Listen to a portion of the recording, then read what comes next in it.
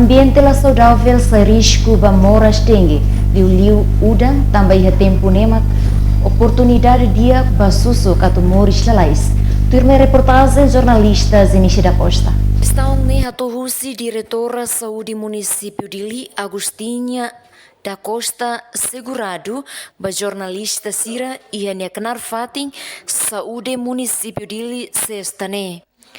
Nyadehan moras dengue mahusi ambiente, tambani atu ambiente mos precisa consciência husi comunidade Sira.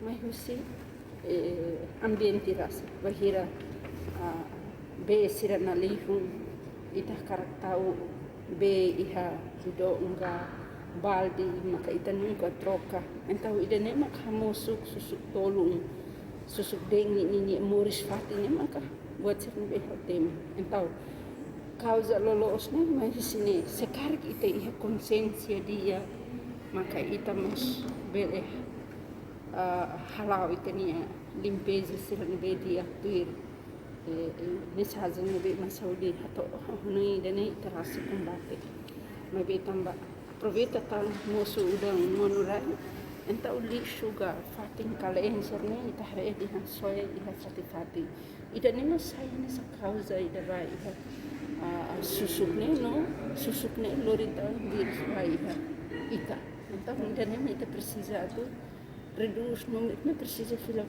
ita Kari comunidade ia consciência de hamos ambiente, halau limpeja ia arredores uma oin, maka bele combate moras dengue. Zenisha da Costa, STL News.